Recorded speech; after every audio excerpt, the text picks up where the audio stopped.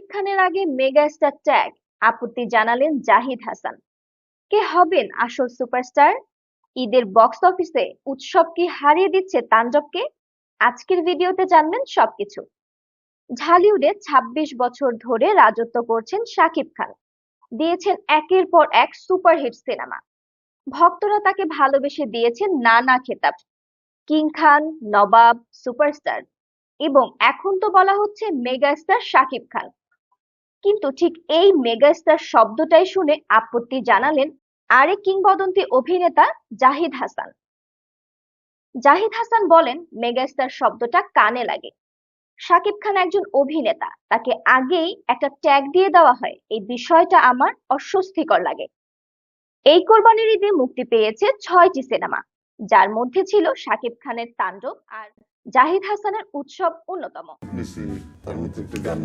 তাণ্ডব, কিন্তু সময়ের সঙ্গে সঙ্গে দর্শকের আগ্রহ বেড়েছে উৎসবের দিকে।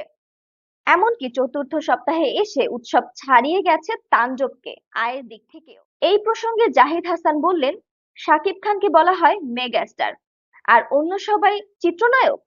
এটা তো একটা শ্রেণী বিভাগ, যা ইন্ডাস্ট্রির জন্য ভালো না। তাণ্ডবের ক্ষেত্রে একাধিক সিঙ্গেল স্ক্রিন থেকে সিনেমাটি দ্বিতীয় সপ্তাহেই নামিয়ে ফেলা হয়েছে। এই বিষয়ে জাহিদ হাসান বললেন, শেক্সপিয়রের একটি কথা আছে, কোনো কিছু হওয়া বড় কথা না, হয়ে থাকাটা বড় কথা। সিনেমা যদি টিকে না থাকে তাহলে সেটাই বড় প্রশ্ন হয়ে দাঁড়ায়। ঈদের সব সিনেমাই আমাদের।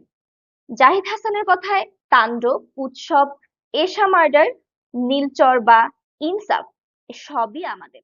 দর্শক হলে আসুন, সিনেমাটি দেখুন, তাহলেই আমাদের সিনেমা ইন্ডাস্ট্রি এগোবে।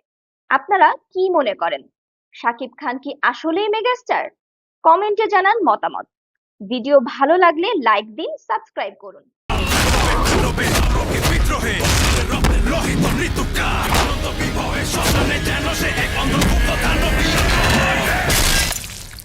বডির ব্যাকটেরিয়া মারতে যেমন